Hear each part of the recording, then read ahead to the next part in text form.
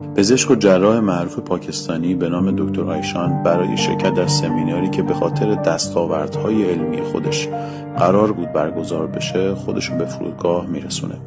بعد از پرواز متوجه میشن که یکی از موتورهای هواپیما دچار نقص فنی شده و مجبور به فرود اضطراری میشن. اون مطلع میشه توقف اونها 16 ساعت طول میکشه. در نهایت تصمیم به ادامه مسیرش با یک ماشین دربست میکنه و با مقصدش تنها 3 ساعت فاصله داشت. بعد از حرکت با ماشین اوضاع هوا نامساعد میشه و سیل بسیار شدیدی به راه میفته، طوری که جلوی خودشون رو نمیتونستن ببینن و رانندگی دیگه ممکن نبود.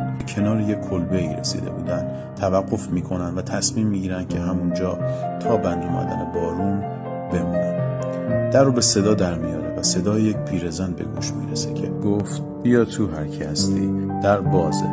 دکتر داخل شد و پیرزنی رو مشغول نماز و دعا دید و یک کودک بی حرکت کنار تختش بود و هر چند لحظه کمی تکونش میداد.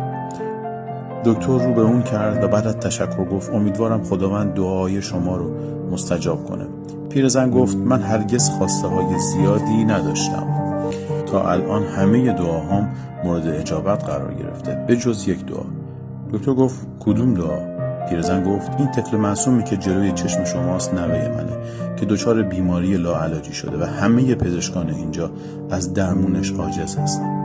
به من گفتن یک پزشک جراح بزرگ به نام دکتر آیشان هست که قادر به علاجش است، اما خیلی از ما دور و من هم قدرت به اونجا رفتن با این بچه رو ندارم. دکتر آیشان در حالی که گریه میکرد گفت به خدا قسم که دعای شما هواپیما رو از کار انداخت، باعث زدن صاعقه ها شد و آسمون رو به باریدن واداشت تا اینکه من رو به سوی شما بکشونه.